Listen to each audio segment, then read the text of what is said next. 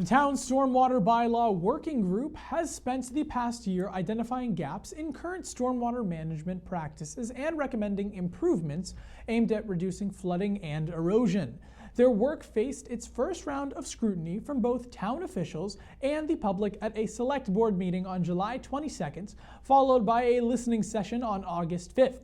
Municipal producer Yushao Yuan has the highlights of the discussion. One of the most notable updates in the proposed bylaw is a broader definition of impervious surfaces. It now includes not just the rooftops, but all areas where water cannot soak into the ground, such as driveways, patios, and pools. The amendment would also raise the infiltration standard from 1 inch to 1.5 inches and impose stricter design requirements for properties with more than 4,000 square feet of impervious coverage. We have a design requirement going in where I can see that we're going to be triggering that, making sure that if you're discharging flows to the left and the right, that you mitigate those flows. It's not going to be combined into one. So if you have an impervious area up against someone's property line and you're directing water towards your neighbor's property, that will have to be mitigated. The bylaw would also extend the scope to cover land disturbance, even when it does not involve building structures. We don't want to just address when you're building something. We want it to be if you're clearing out an entire yard and then raising it up 3 inches, you're clearly going to change the flow of water on your property and or properties next to you, around you, downstream from you, or any of that nature.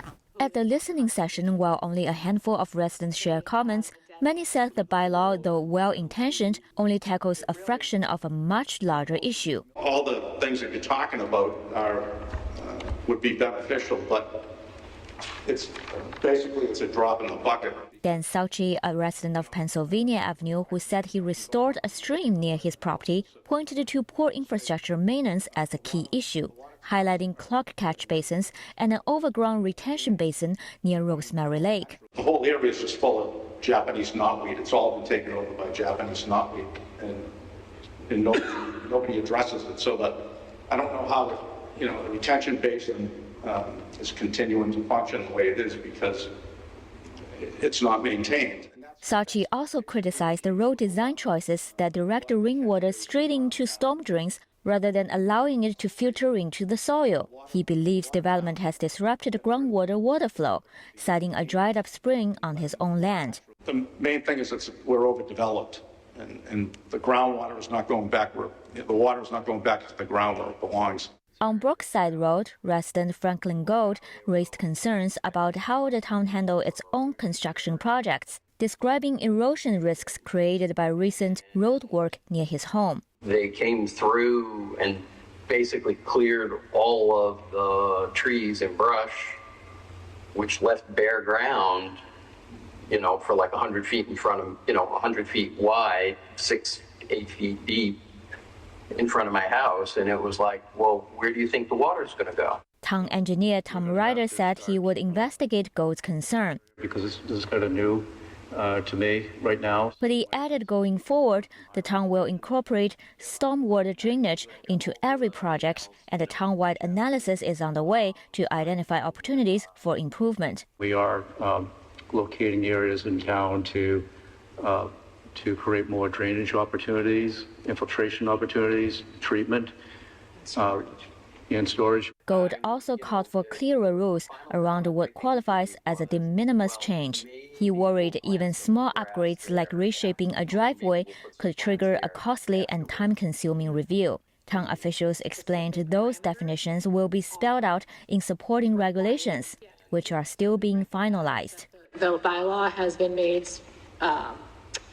intentionally a little bit open to allow for changes in regulations for purposes of when state regulations and or community needs change, the ability to change the specific parameters are required, yet the bylaw is still the overreaching overall umbrella for it. At the Select Board meeting, board members stressed the importance of releasing the regulations alongside the bylaw proposal ahead of October town meeting, so the community has time to review and understand the full context. When we passed this in 2018, there were no regulations available at the time, and there were a lot of questions at town meeting.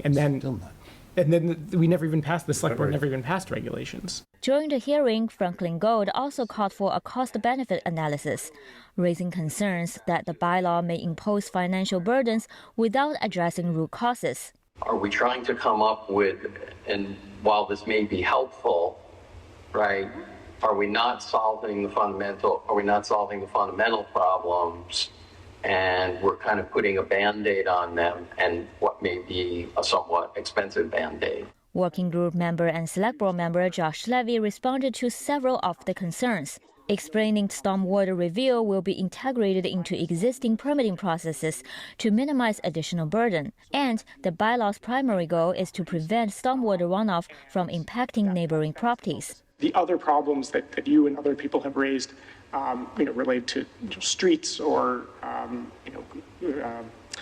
stormwater management infrastructure, those are other things that we have to address but are not directly addressed by this bylaw. Town staff also noted residents who voluntarily go beyond what's required, for example by installing a rain garden, may one day receive credits towards their stormwater assessment fee.